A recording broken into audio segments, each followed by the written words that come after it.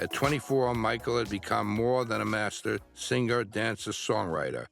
He was a super salesman of his own mystique.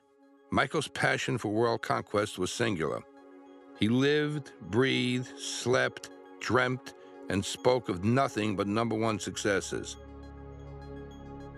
Thriller stayed #1 for months. In the long period of its unprecedented success, however, when it occasionally fell to second place for a week or two, Michael panicked.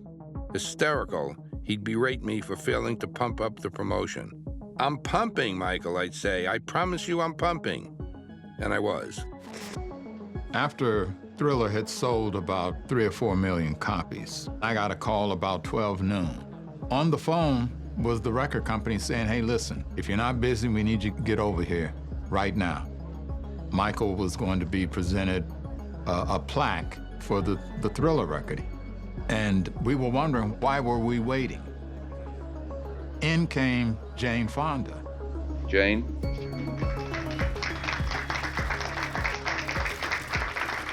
I love Michael and I admire him.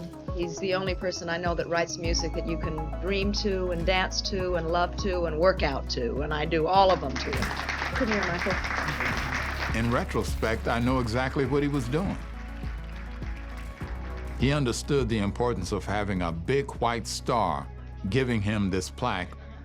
Michael has #1 single on the pop charts, #1 album on the pop charts, #1 single on the R&B charts, #1 album on the R&B charts, and I think that's sort of an historic record.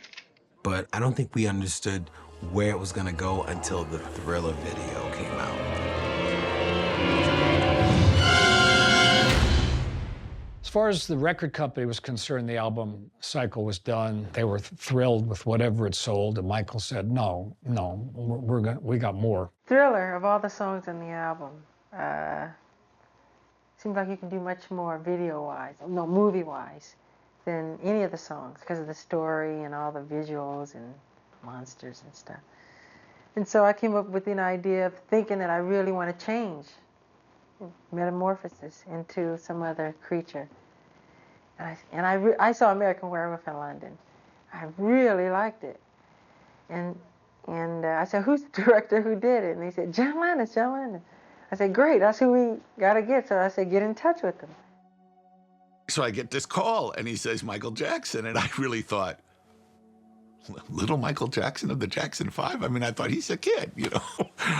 And he told me he had a song, Thriller, and he wanted me to make a video, and I said, why? His brother showed him on the bus the tape of American Werewolf, I think to scare him, but he loved American Werewolf in London. And he was obviously fascinated with Rick Baker's work.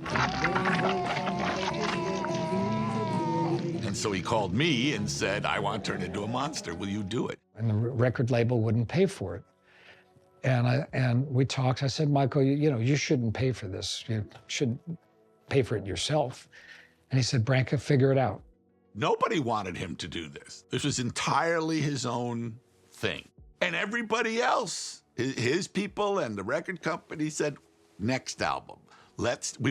Michael, hello, it's the most successful album of all time. So they thought Thriller was outrageous. Its budget was $1.2 million. That's at a time when the average music video budget was only $50,000. So I went back to the office, I thought about it, and I thought up this idea of a making of. Went to MTV and Showtime, and Michael was the biggest thing on the planet, and I said, "We'll give you a making of Michael's next video. We need $1.2 million." And they came back and they said yes. We're trying to bring back the motion picture shorts, which we will do with Thriller. A lot of the videos, I hate to use the word video because I like to think of it as a film, which it is. We're doing a short film.